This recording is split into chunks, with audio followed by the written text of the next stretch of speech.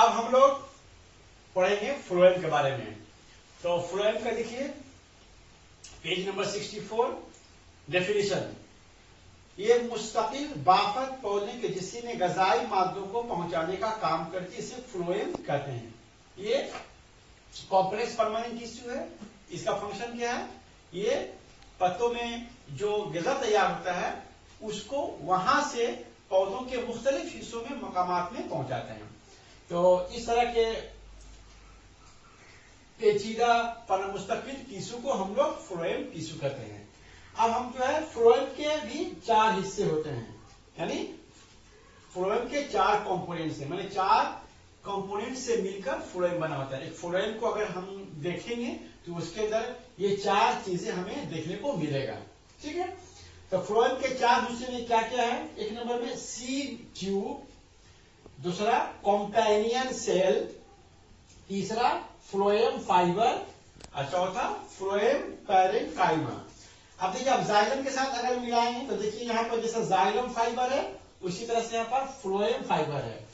जैसे xylem parenchyma है उसी तरह से फ्लोएम पैरेन्काइमा है। ठीक है, फर्क जो है दो है। जैसे यहाँ पर ट्रैकिड है तो यहाँ पर सीड ट्यूब है, यहाँ वेसल्स है तो यहाँ कॉम्पेनियन सेल है। वरना phloem fibre xylem fibre similarity है, जाइलम पैरेन्काइमा और फ्लोएम पैरेन्काइमा सिमिलरिटी है। तो जाइलम के भी 4 हिस्से हुए, 4 कंपोनेंट्स, और फ्लोएम के भी 4 कंपोनेंट्स हुए। अब हम एक एक करके पढ़ेंगे और उसका फंक्शन देखेंगे। Seed tube. अब देखिए सीड ट्यूब नाम ही से जो है पता चलता है कि ये क्या होता है। ट्यूब लिखा हुआ है तो इसलिए सीड ट्यूब जो होते हैं ये लंबे नली नुमा खलिए हैं। इसका शेप ऐसा होता है, लॉन्ग और सिलिंड्रिकल होता है। ठीक है, ट्यूब की तरह होता है एकदम, जो एक के ऊपर एक सजे रहते हैं और ये आपस में एक के ऊपर सजा रहता है। ठीक है, जैसे हम किताब को एक के ऊपर करके सजाते हैं। अच्छा, सीप जो है कहा जाता है, छलनी को कहा जाता है। हम लोग घरों में जो है छलनी होता है जिससे आटा हम लोग छानते हैं।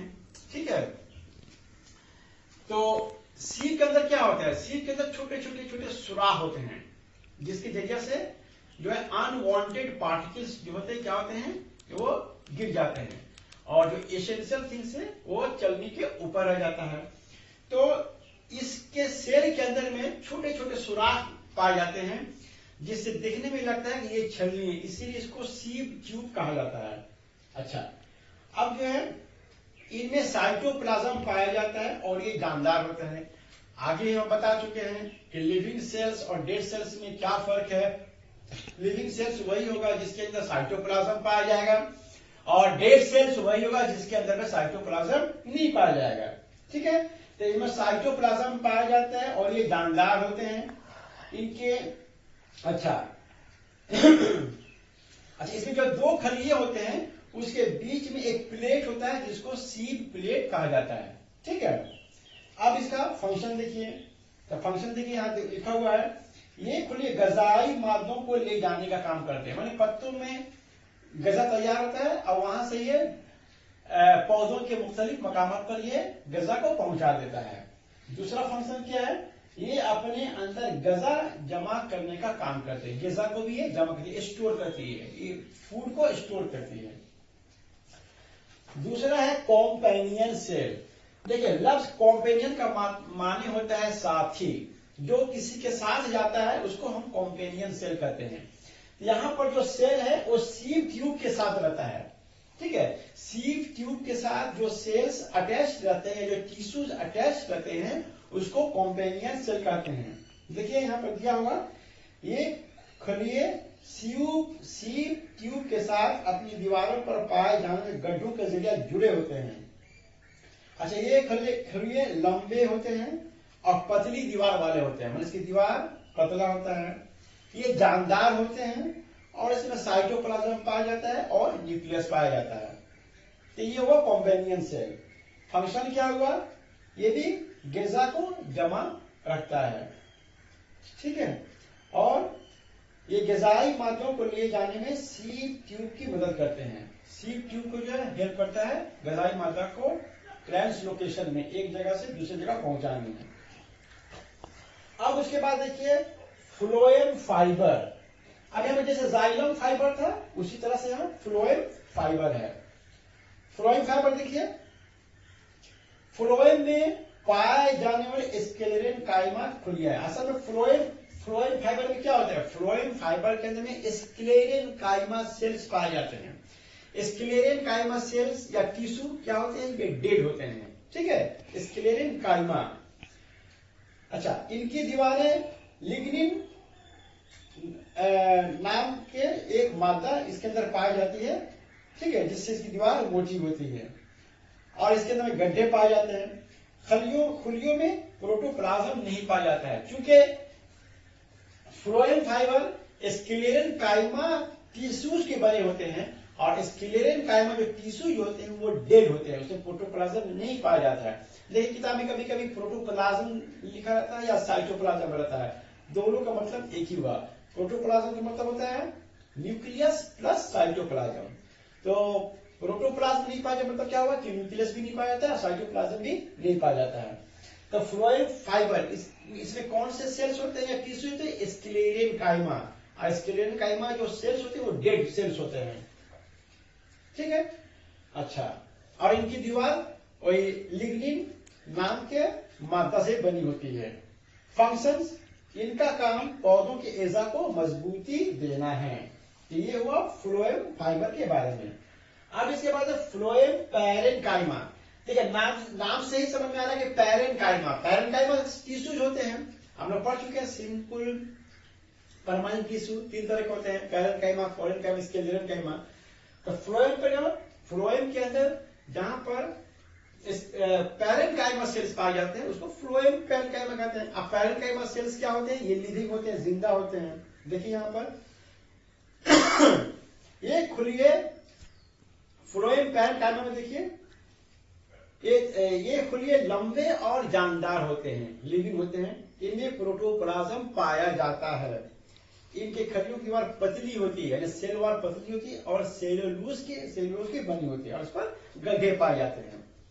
फंक्शन, ये स्टार्च, रेजिन, टेनिन वगैरह जैसे मादों को जमा रखती है और ये गजा को ले जाने में सीड ट्यूब की मदद करती है।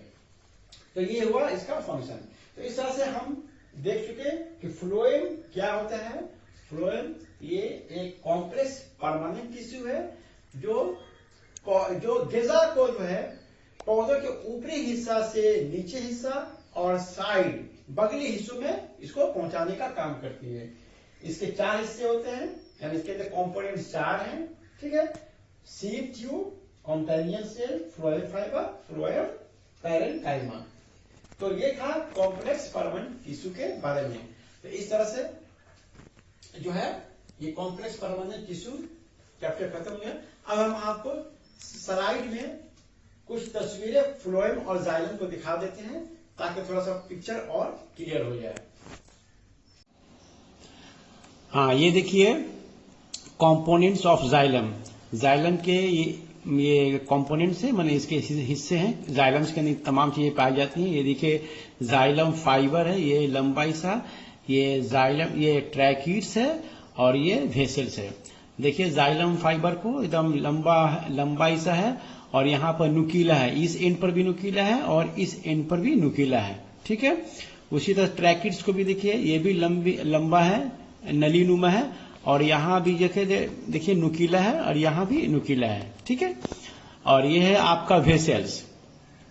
यहाँ पर देखिए एक पतला सा एक दाग है, ठीक है। ये यहाँ पर जो है ना इस तरह का यहाँ पर परफोरेशन है। परफोरेशन को हम समझाते, देखिए परफोरेशन का मतलब क्या होता है।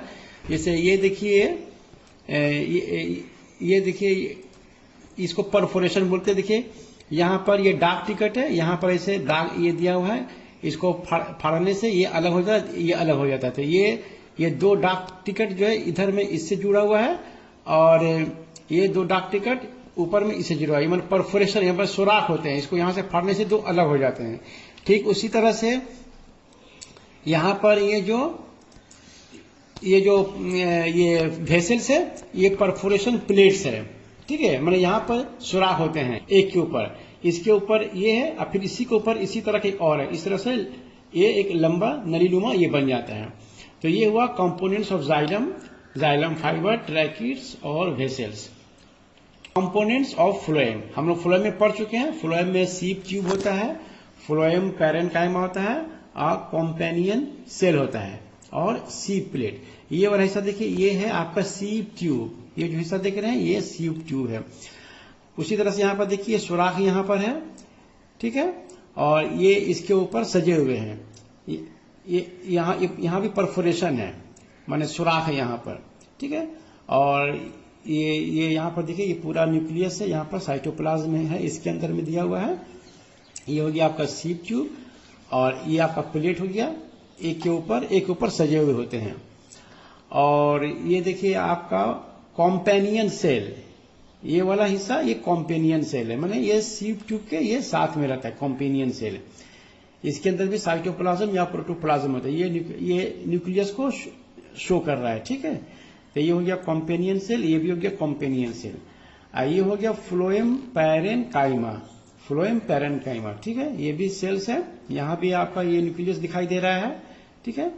तो कॉम्पेनियन सेल हो या सीप ट्यूब हो या फ्लोएम पैरेन्काइमा हो, ये तमाम के तमाम लिविंग सेल्स होते हैं, यानी इसके अंदर प्रोटोप्लाज्म, साइटोप्लाज्म, न्यूक्लियस सब पाया जाता है, ठीक है।